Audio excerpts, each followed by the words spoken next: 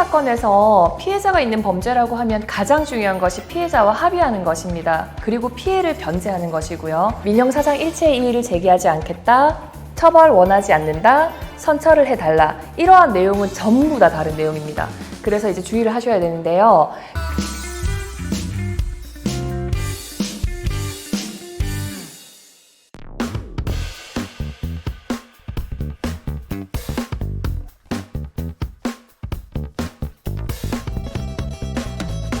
형사사건에서 피해자가 있는 범죄라고 하면 가장 중요한 것이 피해자와 합의하는 것입니다. 그리고 피해를 변제하는 것이고요. 사기의 경우에는 금전적인 피해가 있을 것이고, 만약에 상해라든가 신체적인 것이나 아니면 성범죄처럼 정신적인 피해를 입히는 경우에는 그런 피해를 보상하는 것이 중요합니다.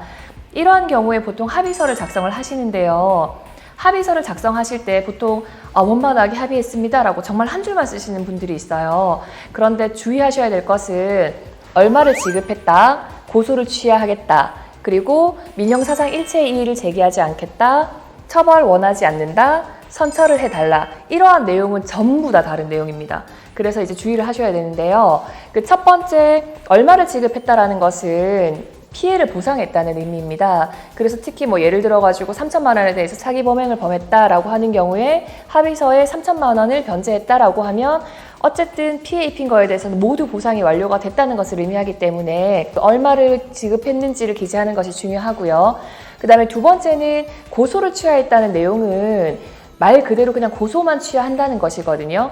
예를 들어서 친고죄 같은 경우에는 고소를 해야만 수사가 진행되는 것이기 때문에 고소를 취한다는 내용만 가지고 이제 사건을 종결시킬 수 있지만 그 외의 범죄에 대해서는 고소 취하서가 들어간다고 해서 수사가 중단되거나 하진 않으니까 주의를 하셔야 되고요. 그 다음에 세 번째는 처벌을 원하지 않는다는 의사인데요. 친고죄와 마찬가지로 반의사불벌죄라고 있습니다.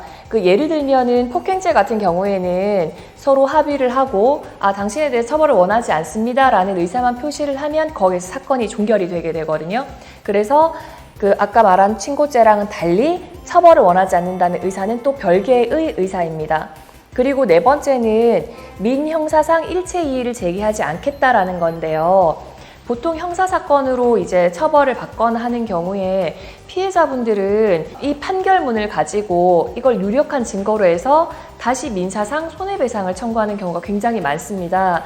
그래서 보통은 위자료를 지급을 했음에도 불구하고 손해배상 청구 소송을 당하는 경우를 이제 방지하기 위해서 어느 정도의 위로금이라든가 손해배상금이라든가 아니면은 피해 변제금이라든가 어떠한 명목으로든지 돈을 지급하는 경우에는 민형사상 일체의 이의를 하지 않는다라는 내용으로 이제 문구를 쓰실 필요가 있고요. 그리고 마지막으로 피해자를 선처해 주세요 라고 말씀하시는 거는 정말 말 그대로 탄원의 의사입니다.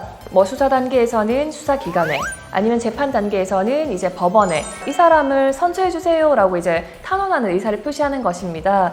그래서 방금 말씀드린 이 5가지가 전부 다른 내용이기 때문에 만약에 합의서를 작성하신다고 하면 이 5가지가 한 가지도 누락되지 않도록 모두 작성해서 합의서를 만드시는 것이 중요할 것 같습니다.